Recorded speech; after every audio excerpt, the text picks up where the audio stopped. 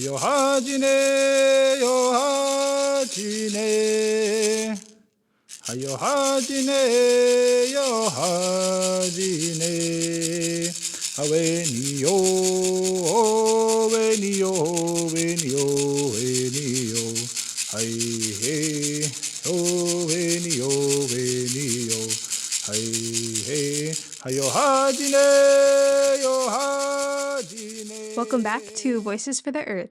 In this episode, I was able to sit down with Rick Hill and have a quick conversation with him. So, here's that interview. So, you can start by just introducing yourself, giving like a little kind of what you do, who you are, and what you do. My name is Rick Hill. My mother's a Tuscarora from this community. My dad's a Mohawk from Grand River. I grew up away from here. I felt kind of like a ping pong ball going between my mother's community at Tuscarora, my dad's community in Oswego. I ended up becoming an educator working at the University of Buffalo. I taught there for 20 years. So I learned a lot about our history from other people like Oren Lyons, the old people at the time that I talked to. So I've been lucky to be able to work in museums or cultural centers around art, history, culture, and even language. That's what I do. So, my first question is, what is our traditional knowledge of the environment? You could say that our traditional knowledge about the environment actually started when the world was first made. Things were set into motion so that by the time humans were made from the clay of the earth, this is why we call the earth our mother, we were given a set of instructions about our responsibilities. So you really have to look at the whole creation story and think about it carefully about what does this mean about who we are and what we're supposed to do. But to summarize it, it's basically it says that we are sacred beings on a sacred journey on a sacred earth. And we have to be careful about how we conduct ourselves, what we take. It's a reciprocal relationship. You contribute to it, it provides for you. We contribute to it by our ceremonies, by not wasting, by making the most out of the gifts of nature. But we also realize that our lives can be enhanced by the plants, the medicine plants, the food plants, the animals, the birds, the fish. So if you were to ask me, what does it really mean to be Haudenosaunee?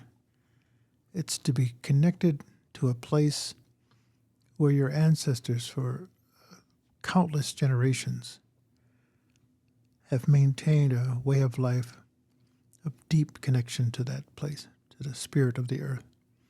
So that's what it kind of looks at. It's about understanding the spiritual nature of the universe, all of the celestial beings. So when you think about it, when we give thanks, we identify everything there that matters to us. And we have to be thinking about what is our relationship to the moon, to the stars, to the sun, to the earth, to the winds, the rains, all of that. So it's about the quality of our relationships. And how does climate change affect that traditional knowledge? Well, climate change is upsetting the patterns that we have become dependent upon. In the old days, we knew these things would happen in this sequence. This would take place. But now climate change is upsetting it. So it's not so much affecting our knowledge because our knowledge has the capacity to adjust. It teaches us to look carefully at what nature's saying and then respond appropriately. So it gives us a strength. So as things change, we will adjust the nature of our relationship to those things. So we won't disappear, as some people are forecasting, but we'll have to refocus our attention. You could almost say that climate change is nature's way of trying to get our attention. What you're doing is not right. It's causing some harm, so please get back on track. And that track is that old sacred path I'm talking about. Could you tell me some of the prophecies that you know of regarding climate change? Well, there are three kind of prophecies. There were some that came at the time of the creation, some that came from the peacemaker at the time of the great law, and then some that came through Handsome Lake, 1799. Each of them talk a little bit about how the conditions are going to change. In the creation story, it talks about the reason why we have our elder brother, the sun, look after us. He wakes us up in the morning, he provides light so we can see, but that at midday, he lingers ahead. At midday, he lingers overhead, and he looks down at what people are doing. And if he sees that there's a lot of fighting, there's a lot of war going on, he increases the temperature. So you could say global warming is because our elder brother, sun, is concerned about human conduct on Earth, that we're fighting and killing too much. He's trying to get us to look upward and to recall this old trust that we had to treat everybody as if they're members of one family. When it comes to the Great Law, they talk a little bit about what happens when people forget that we are one family. And it talks about how we need to gather around this great dish in order to share what's in the dish, so that everybody has a right to what's in that dish, and that you don't take everything from the dish, and that you have a clean dish out of what to eat from. The consequences of not doing that will be animals, medicines, birds become scarce, the waters will become scarce, and that the people will suffer. But Handsome Lake, he saw a very specific set of changes as warnings to us. About the trees dying from the top down, that the water's going to get polluted, you can't drink it, it becomes murky, disease is going to stalk the land, the earth is going to become so hot the birds can't build their nests on it anymore, the crops aren't going to come up. It's really quite dire forecast. But prophecies are a double-edged sword. It's a severe warning, like pay attention to this. It doesn't mean it's absolutely going to come true. Because if we adjust ourselves, if we change the way that we are, things could improve dramatically.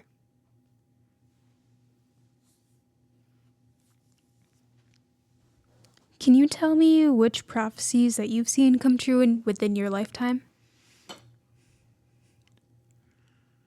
Well, one on a sad level, in the Great Law, they talk about kind of arrogant people are going to rise up, and they're going to poke fun. They're going to curse the chiefs. In fact, they said they're going to kick their heads on the ground as if the chiefs don't matter. And I've seen that in my lifetime, where now young people stand up and think they know better, they can do better. They call our chiefs traitors, and they are trying to oust them, like kicking their head. But that prophecy also says, however, those same people will one day spit up blood, because the Great Law is the Creator's plan. And he wants us to support that plan.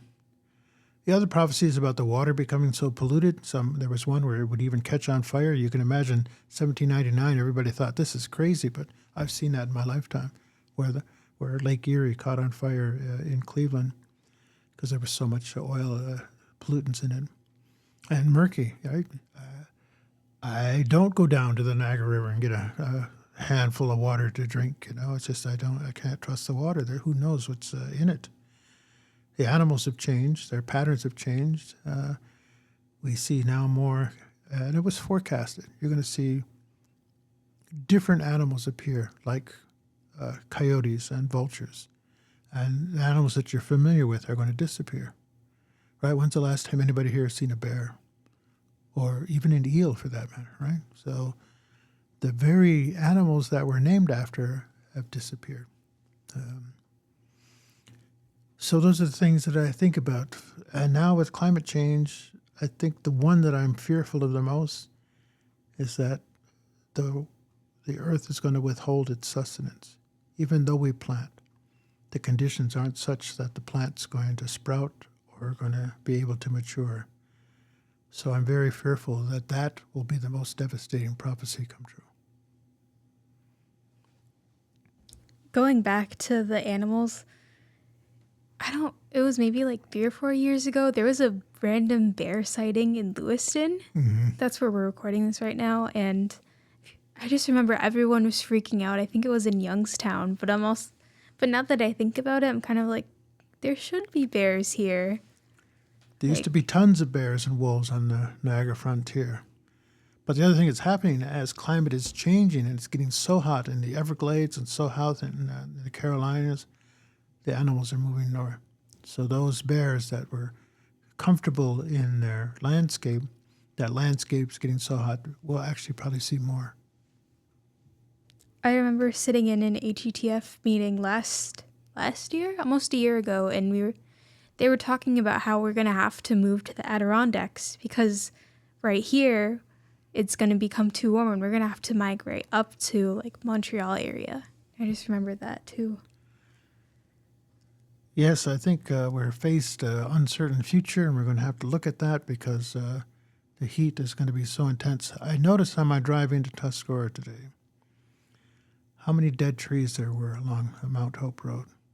And I don't ever remember seeing that many. And it got me thinking about how are the trees doing. Trees just like me. You get old, you turn gray, your hair falls out, your leaves fall down, and then sooner or later you fall over.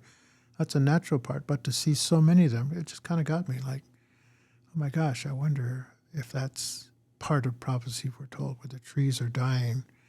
And because we kind of see it every day, we get used to it, but it was because I hadn't been here in a while, it was a bit of a shock to see so many dead trees. Even in my backyard, we have a tree, and for the longest time it was healthy. And now we look at it this year, and like a lot of the branches are bare. It looks like it's starting to die. But the weird part is that it kind of looks like it's starting to die from like the top down almost, which concerns me a little bit. And that's what the four beings showed Handsome Lake, is that that's what's going to happen. Because usually you see the tree kind of dies from the middle out, but to see those bare branches on the top, you take a look, even at the woods around here, I can see right from here 5 dead trees. So it is alarming. We know we've had a problem with the bugs, invasive species. But even though we give thanks for the tree, I don't think that people really take it to heart and think about that. To actually go out in the woods and thank the trees and tap the tree, and when you collect firewood, to really give thanks. It would be like you and me. If we were working very hard all day and the people that we're working for don't appreciate what we're doing, well, we might start sloughing off, just okay, well, if you're not thankful, then why am I working so hard? So the trees, the plants, the medicine, the birds, the animals, all going through the same thing. And so we have to find ways between the expressions of thanksgiving where we actually act as if we're thankful. And if we start doing that, I believe those things will come back strong. So through your research, how has climate change affected us? Well, climate change is doing a couple of things to us. One, it's bringing more diseases our way. Our people are getting weakened because of and especially this summer, the intense heat is going to affect our collective health. But it's affecting the foods that we eat. The orchards are burning up, the corn's just not as intense as it was before. So we're going to have a dietary deficiency as a result of climate change.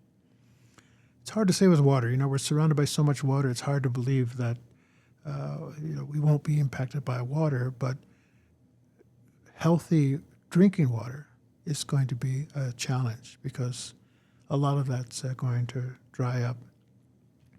Well, just like with the bears, we've already realized, too, that animals are changing. The fish runs are changing, right? The fish used to travel in a certain order, but that's all changing. So you can see all of that right now. Climate change is here now. It's not the future. It's here right now. And we have to think carefully about that. How are we going to plant in the future if our gardens are too wet in the spring and too hot in the summer?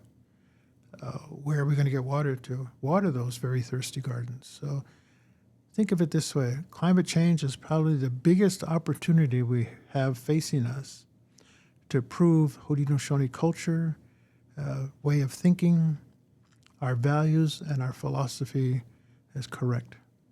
If it is correct, in there will be the solutions of how we cope with climate change.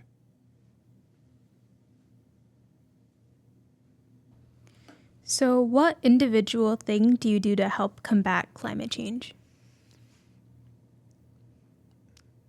Combating climate change is tough struggle. I drive a gas-guzzling car. I heat my home. I like running water. I like to flush my toilet. I think about the consequences of that. So, unfortunately, population growth and antiquated systems handling human waste are doing us in. So I don't know how we address those kind of things because we've grown so comfortable in needing them. I don't know, how would we do work without technology? How do we do work without our cell phones? So it's a dilemma, that's for sure, that we're in. So all I've been trying to do is to reduce the harm that I cause. Try to produce less waste. Try to recycle more. Try not to bring toxins into the household or into your body. But it's a tough battle, that's for sure.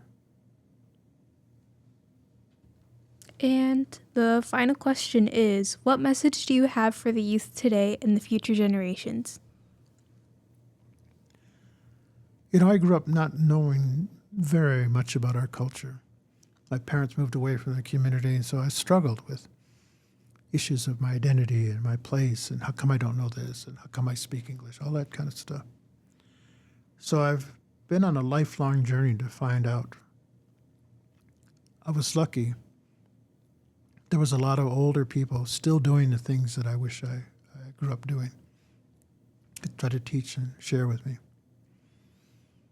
So my advice to young people is go talk to the old people. Whether they go to church or not, learn from them, because everybody carries a part of the culture with them. Learn about how they coped with stress, how they faced the challenges. How did they use their mind, their culture, and their spirit in order to overcome the things that kind of knock us down in life? But I think the other thing I would tell young people is, but look back in that history. Our ancestors overcome such great turmoil and trauma. So what we face today gives me the sense that if we understand and rely upon our culture, the things we've inherited, if we think well like our ancestors did, we can cope with anything. It's when you fall off the track and you forget this, or you don't know about this, or you turn your back on this, then you're headed down a slippery slope. So stabilize yourself by learning about what it means to be you. Here's the other thing they say. Every person is born with a certain gift or talent.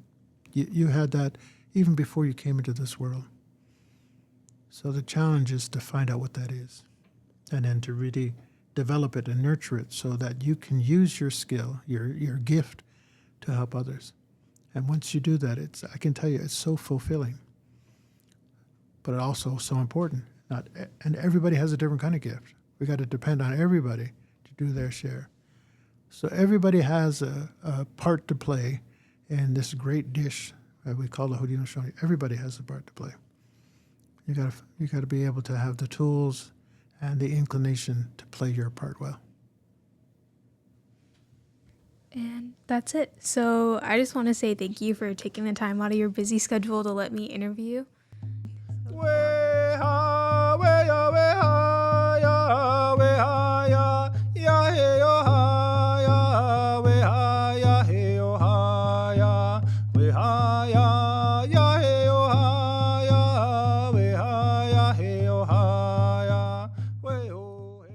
Our Earth is important as she sustains us and provides us with a place to live as human beings. As society has shifted in recent years to be more technology reliant, we have moved away from aspects of our lives that appreciate the Earth.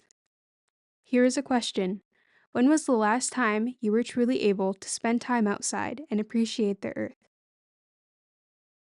With our busy lives, it's difficult to be able to do things like this. But doing things that allow you to be in the environment, like taking hikes, going for a walk, sitting outside observing, or spending more time immersed in various aspects of the environment, can help you develop a deeper appreciation for the earth. Learning to appreciate the earth we live on is an important factor when it comes to combating climate change. Having an understanding of all the earth does for us gives individuals more reason to make a positive change that helps to lessen the effects of climate change, since it's our job as humans to take care of the earth and ensure that she is healthy to be able to support us. To find out when new episodes are released, follow Haudenosaunee Environmental Task Force on Facebook and Voices for the Earth on Instagram. I would also like to say Nyawa to Aaron Printup for the music. Nyawa for listening. Kayowane, kayowane, kayowane, kayowane, kayowane, kayowane.